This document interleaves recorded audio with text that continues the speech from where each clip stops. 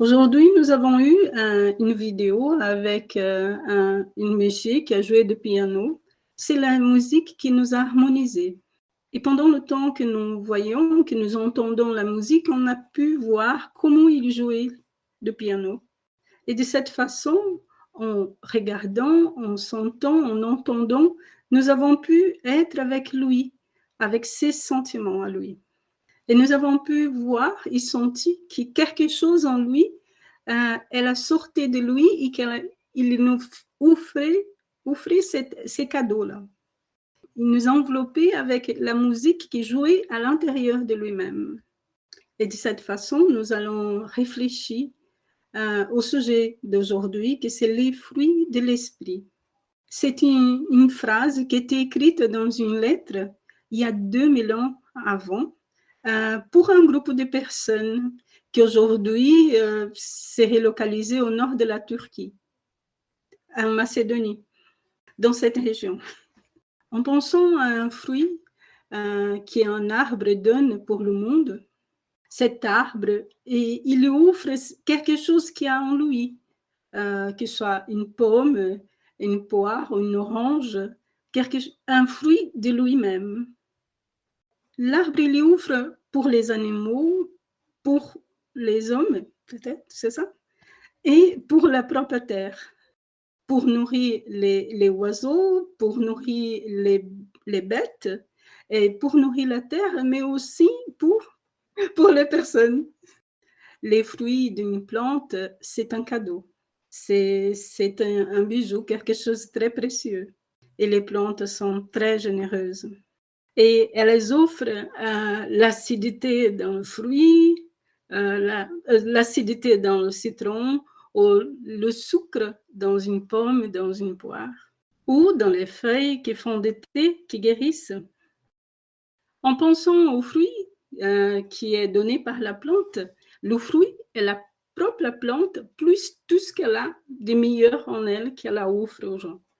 Tout ce qu'elle a reçu du soleil, de la terre, de l'eau, elle offre. En pensant aux fruits de l'esprit, en nous rappelant de pianistes, quels sont nos fruits pour l'humanité? La personne qui a écrit cette lettre il y a 2000 ans s'appelait Paul. Et il a écrit sur 9 fruits de l'esprit. Aujourd'hui, nous allons lire, voir à l'envers. On va voir de ce qui est à l'intérieur pour ce qui est à l'extérieur. Paul a écrit sur ces fruits et nous allons commencer par le premier, qui c'est le domaine de soi. Nous allons penser un peu qu'est-ce que c'est l'autocontrôle, qu'est-ce que c'est apprendre à s'y harmoniser, à s'y réguler avec la situation. Paul nous parle de contrôler notre rage, notre indignation, notre impulsion à faire les choses, notre volonté à contrôler tout, notre jugement et notre répétition, le fait de refaire la même chose encore et encore et encore. Comment faire? Comment apprendre à se contrôler? Qu'est-ce que nous devons faire pour apprendre à nous contrôler? Nous allons regarder nos sentiments et réfléchir comment nous pouvons mettre en équilibre la rage et la patience. Paul même nous dit que quand nous apprenons à nous contrôler, à prendre du contrôle sur soi, c'est là que nous sommes très forts. Quand nous sommes désespérés, en affliction, c'est là que nous devons chercher cette habitude et apprendre à rentrer en nous-mêmes pour y aller chercher cet équilibre. C'est comme si on prenait soi-même dans ses bras, comme si on accueillait soi-même et dans ces moments de confusion, d'affliction, comme si c'était un parent, une mère ou un père qui te prend dans ses bras. Et dans cette accolade, l'affliction, elle a disparu. Donc, le domaine de soi, le contrôle de soi, c'est prendre dans ses bras, s'accueillir, s'accepter. Et après, nous passons par le deuxième fruit, que c'est la mansuétude. Si je commence à me contrôler, si je m'accueille, si je me prends dans mes propres bras, je commence à pouvoir manifester ce que je ressens pour l'autre, à l'autre.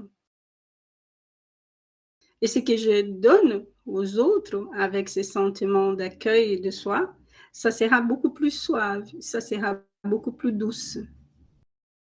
Parce que j'étais douce et délicate avec moi-même. Être doux avec les autres, être sans agressivité, c'est aussi pouvoir avoir de la tendresse sur soi et avoir un geste de tendresse avec les autres aussi. Est-ce qu'une personne qui est douce, est-ce qu'elle a un sourire calme?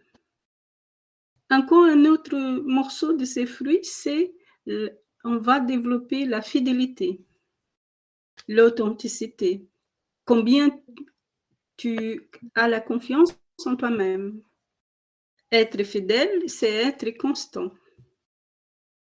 La façon de rendre, de donner le fruit de la fidélité aux personnes, c'est avoir la confiance en soi-même, que vous êtes capable, je suis capable d'être authentique et fidèle à moi-même. En étant doux et fidèle, la prochaine couche, c'est la bonté. Être généreux avec soi-même. Donner la bonté, cette générosité en étant avec l'autre. On va se rappeler du pianiste qui a joué au début, de la musique qu'il nous offre avec bonté. Est-ce que nous avons pu ressentir qu'à l'intérieur de lui, il y avait de la bonté, de la douceur? Donner les fruits de l'esprit, c'est donner ce qui a de bon en soi, ce qui a de bon, ce qui a de doux pour l'humanité.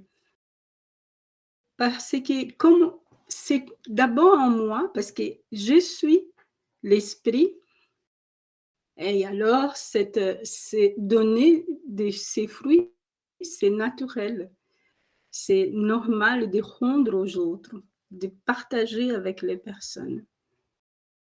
La prochaine couche, c'est faire le bien. Être bon et faire le bien, ce sont deux fruits de l'esprit. Être disponible, être disposé à faire le bien pour l'autre. Les arbres offrent les fruits pour l'humanité avec générosité. Une autre couche, c'est supporter avec les difficultés avec fermeté. Supporter pour donner force et courage à d'autres personnes. C'est quand nous restons en veille pour aider quelqu'un, pour soigner quelqu'un. Encore à l'extérieur de tout cela, la paix. La musique d'une relation sereine, tranquille, sans être en turbulence, calme. Chercher dans la paix ce qui est bon pour moi et bon pour l'autre. Encore à l'extérieur, la joie. La joie, c'est être heureux et béni par la vie. Les plantes reçoivent la lumière, l'eau et les nutriments et donnent avec beaucoup de joie ses fruits pour la vie. Et en dernière couche, l'amour. L'amour de vouloir le bien, de souhaiter le bien et de vouloir avoir une liaison avec les autres. Être en admiration avec l'autre. Si à l'intérieur, nous avons commencé par le domaine de soi, le contrôle de soi, la bonté, la mansuétude, en extérieur, il y a l'amour. Et Paul finit sa lettre en disant que contre ces fruits-là, il n'y existe pas de loi. Il n'y en a pas de loi. Chacun de nous a son propre fruit spirituel et il n'existe aucune loi qui vient nous interdire de donner, de rendre cela, de donner à l'humanité ces fruits. Donc, nous vous invitons à rendre, à donner vos fruits, le fruit que chacun a dans son cœur, avec joie, avec amour pour l'humanité.